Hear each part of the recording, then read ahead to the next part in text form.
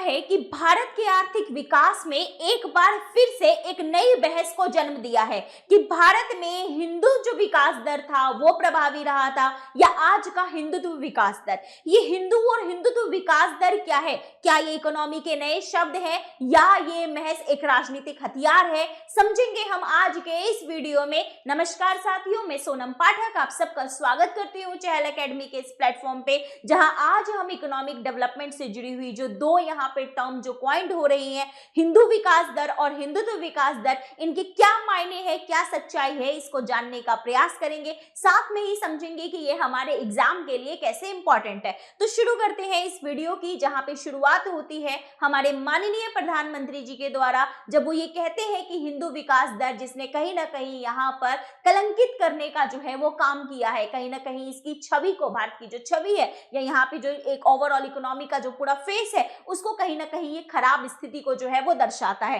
ये टर्म क्या है? ये टर्म एक्चुअली में कॉइंड हुआ था राजकृष्ण के द्वारा।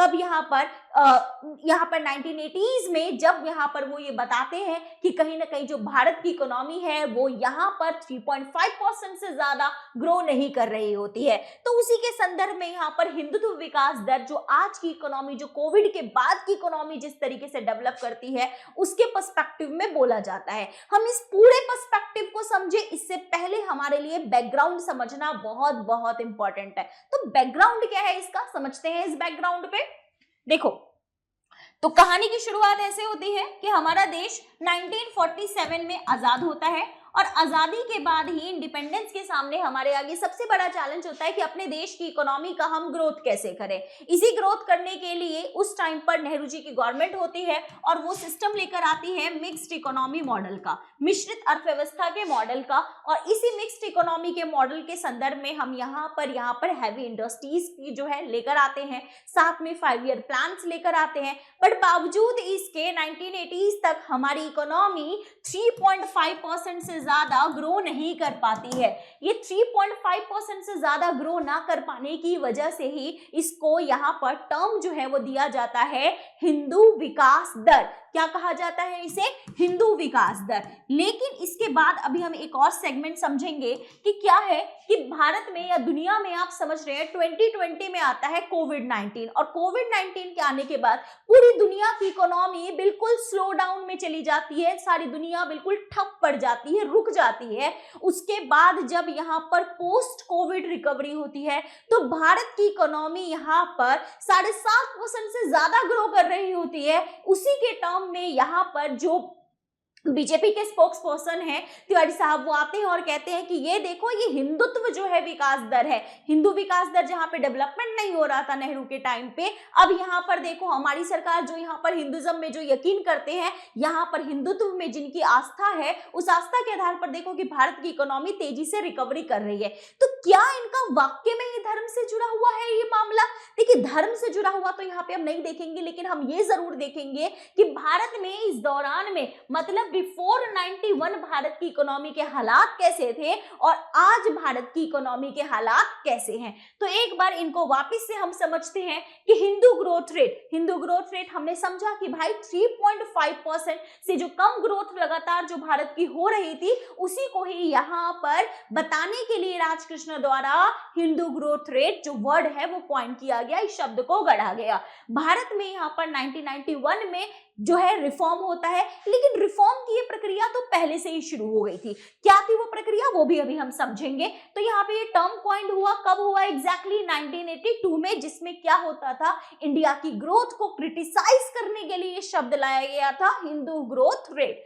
ठीक है, इसके अलावा यहाँ पर अगर हम समझे तो वाकई में ही इंडिया की ग्रोथ थी क्या? 1951 से 1964 के बीच में इंडिया की ओवरऑल अगर हम ग्रोथ देखें, जीडीपी ग्रोथ रेट मतलब यहाँ पे इन 1 ईयर जो हमारा जितना भी प्रोडक्शन हो रहा था उसका मॉनेटरी वैल्यू क्या था।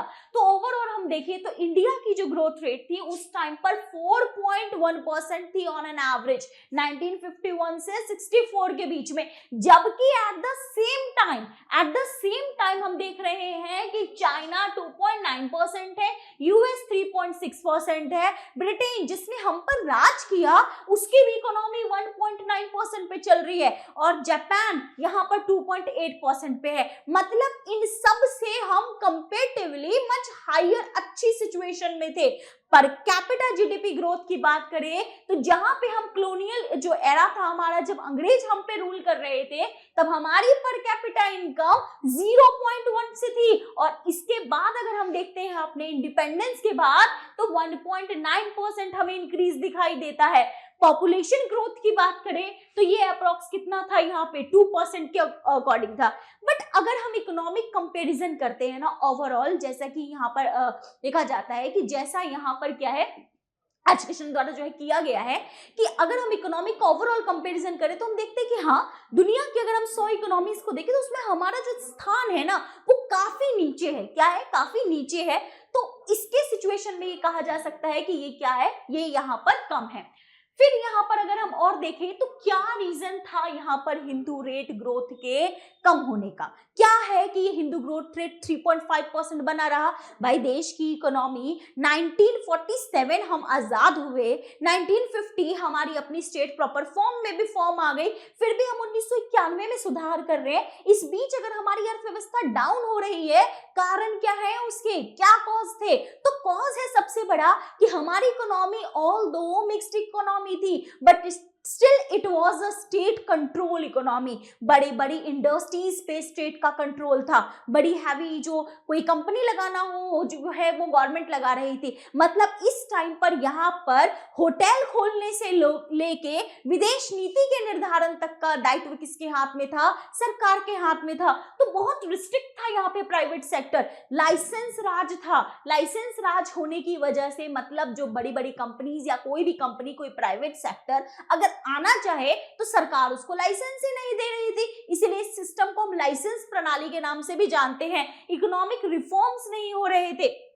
बहुत हाई एडिफ जो है होता था। आपने ध्यान दिया होगा इवन इन इनिशियल जब हमारे 5 ईयर प्लान्स भी हम लॉन्च कर रहे थे, हमारा ज्यादा फोकस सिर्फ और सिर्फ एग्रीकल्चर पर होता था। ऑल्दो बीच में जब सेकंड 5 ईयर प्लान आया जिसको हम महालनोबिस योजना के नाम से जानते हैं, वहां हमने इंडस्ट्री पे थोड़ा फोकस किया, बट ओवरऑल हम देखें तो हमारा ज्यादा ध्यान एग्रीकल्चर पे था। हमारे खुद के इंडस्ट्रीज पे भी इतना ज्यादा जो है, हमारी खुद की जो हैवी इंडस्ट्रीज पे थी उन पे तो ज्यादा ध्यान था। But what about small scale industries, उन पे हमारा भी इतना ज्यादा यहाँ पर जो है ध्यान नहीं दिया जा रहा था।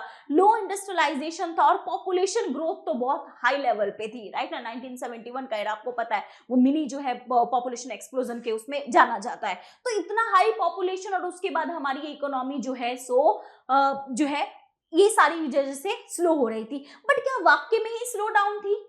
हिंदू ग्रोथ रेट जो कि 3.5% है, क्या इंडिया ने उसे कभी भी जो है वो सरपास नहीं किया? क्या कभी उस चीज को हम तोड़ नहीं पाए? वो हमेशा ऐसी ही बनी रहे? तो हम एक बार ट्रेंड देख लेते हैं।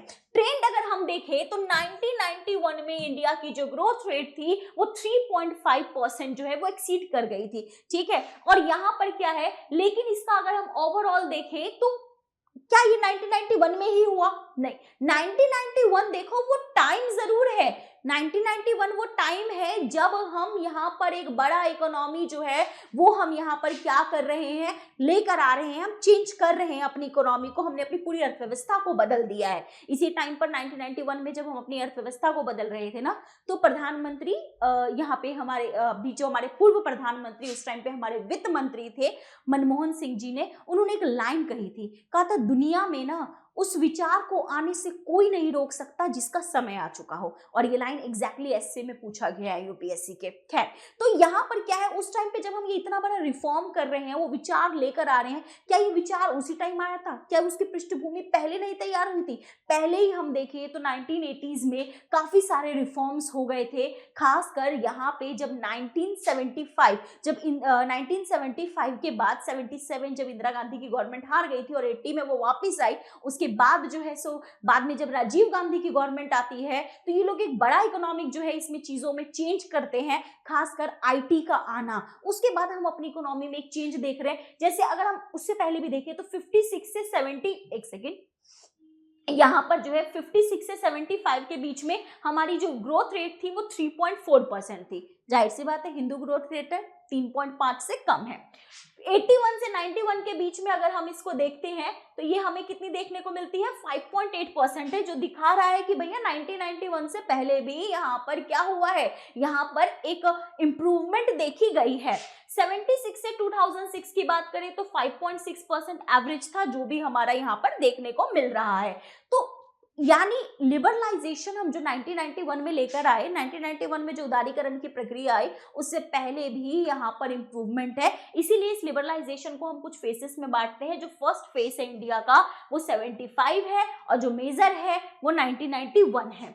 तो ये हमने समझा हिंदू ग्रोथ रेट। अब ये हिंदुत्व ग्रोथ रेट क्या है भाई, तो इसकी कहानी अभी हम लोगों ने पहले भी समझी थी कि ये शुरुआत होता है कोरोना के उस फॉर्म में, कि कब क्या होता है कि कोरोना में पूरी दुनिया की इकोनॉमी बिल्कुल स्लो डाउन हो जाती है और जब उसके बाद जब अर्थव्यवस्था वापस खुलती है तो सबकी इकोनॉमी में जो ग्रोथ रेट, खासकर इंडिया की इकोनॉमी में जो सिग्निफिकेंट जो चेंज देखा जाता है 7.8% का, उसको यहाँ पर बीजेपी के जो यहाँ पर एमपी है उसे यहाँ पे सुधांशु तिवारी जी, इनका नाम भी मेंशन होगा, सुधांशु तिवारी जो है त्रिवेदी जी, ये त्रिवेदी जी जो है वो यहाँ पर क्या कहते हैं, त्रिवेदी जी कहते हैं कि ये क्या है, यहाँ पर इंडिया का जो है ये हिंदुत्व विकास दर है। ये हिंदुत्व विकास दर क्या है, हिंदुत्व विकास दर अर्थात यहाँ पर जो लोग हिंदुज्म में जो यहाँ पे जिनमें आस्था रख रहे हैं उनके फॉर्म का ये जो है डेवलपमेंट रेट है।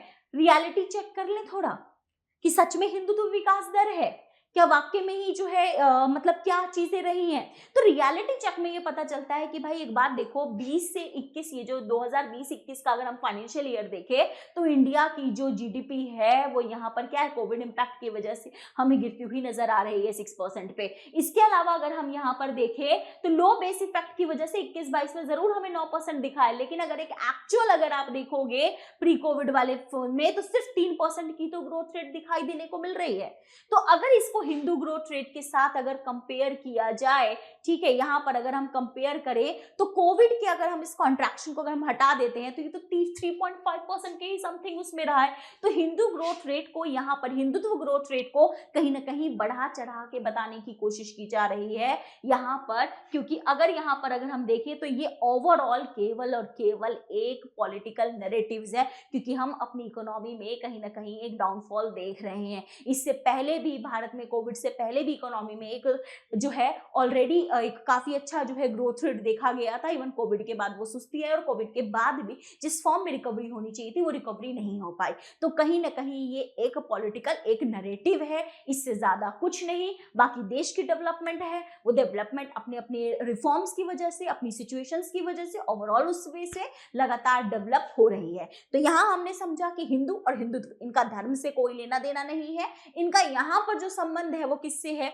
संबंध है हमारी सिर्फ अपनी डेवलपमेंट से कि 1991 से पहले कैसे डेवलपमेंट थी और आज हम जिस तरीके से डेवलपमेंट कर रहे हैं। तो चलिए इसी के साथ देखते हैं इस क्वेश्चन को और उसके बाद करेंगे अपनी इस चर्चा को यहीं पर विराम। To critically analyze the term Hindutva rate of growth in the context of India's post-COVID economic recovery। तो भारत में कोविड के बाद, कोविड के खत्म मतलब पोस्ट कोविड में जो रिकवरी हुई है उसमें हिंदुत्व विकास दर को आपको समझाना है।